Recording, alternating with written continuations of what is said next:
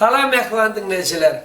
Yine bugün kurs dojati, yani kakış dostunu bilen bilelikte men Ustad rapçimiz berdi bu bilen bilelikte yerine getiren menki bugün aydınmın şekilli görünüşünü görmene sizin hemmenizi çağırıyorum. Bu şekilli aydınmın himayetkari Mar şehrine yerleşen Lale Zarvalarımızın amadındaki Ustad sabınına dükkanı. Şekilli aydınmın hemmeninin golunumuzdan turur diye tamamız var. Hanına görelim.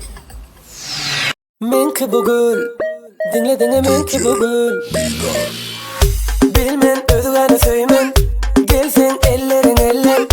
Ayırmak islemen men, vaz bana koyman dillen. Bir eri söyeriz, özgane koyun vermeriz. Koyma sen beni yalnız, gel beni söysene ayrı.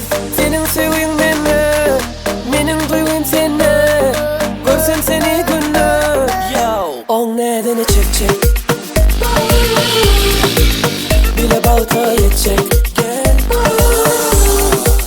yağda da yakış menne, kuşun kem düştene.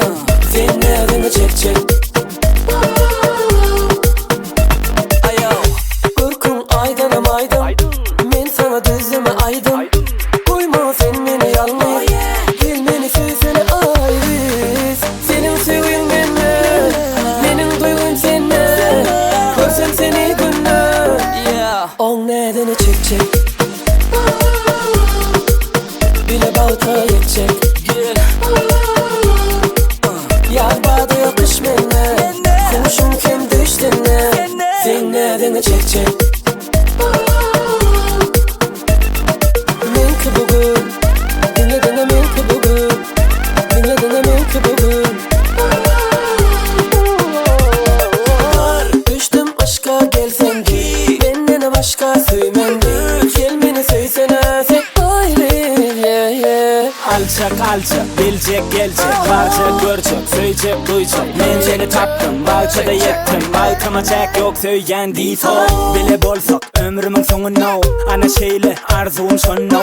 Senin deysen gönlüm sen no, eni şeydip aşkını sanlo. Menki bugün, Mengzeye aya, menki bugün, görküne baya. menki bugün. Tapılmaz taya, şonsuz dünya bir günüm aya. Dinle, senin sevgin bende, benim duygum seninle.